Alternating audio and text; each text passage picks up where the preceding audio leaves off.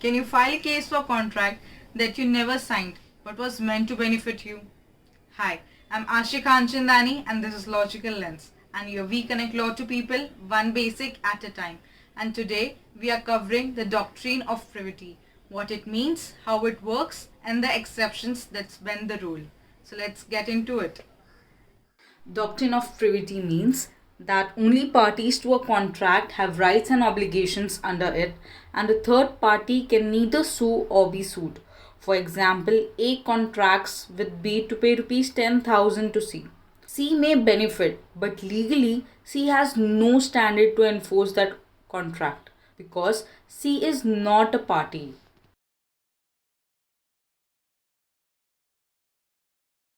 The first essential under this doctrine is a person who isn't a party to the contract cannot sue, even if the contract benefits them. This means the law doesn't allow outsiders to enforce rights just because they stand to gain something. Say, A agrees with B to gift a car to C. If B doesn't deliver, C cannot take the matter to court simply because C wasn't allowed or involved in the contract making process. Now let's flip it.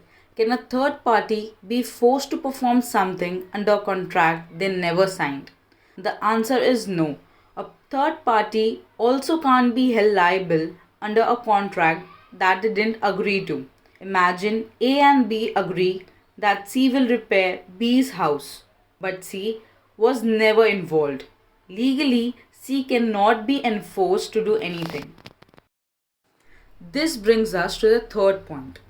A third party can't enforce the terms of a contract.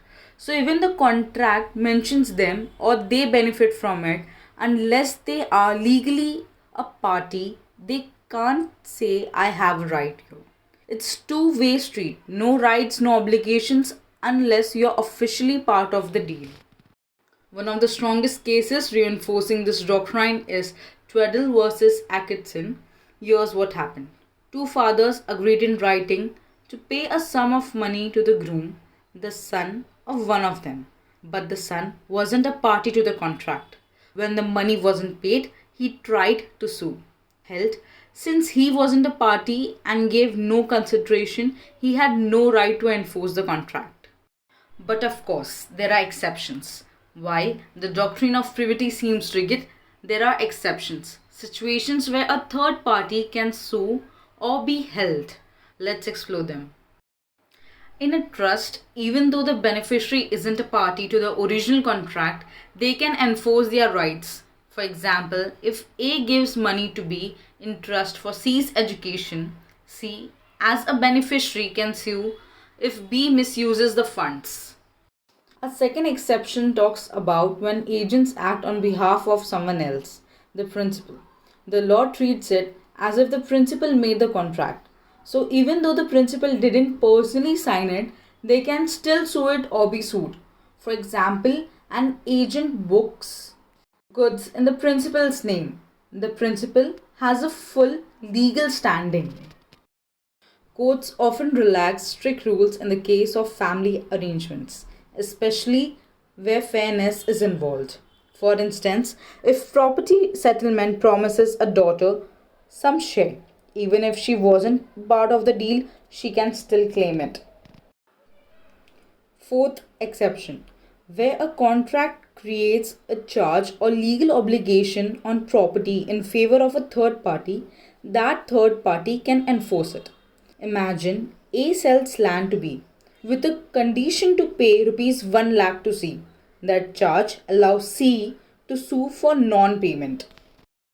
The last essential talks about if someone acknowledges a third party's right or behaves in a way that leads them to believe they have one. The law may stop them from going back on it. This is called estoppel. Example, A repeatedly tells C he'll pay C out of B's contract. Later, A can't deny it if C relied on those promises. So let's recap. The doctrine of privity says only parties to a contract have rights and duties. Third parties, usually out of the picture.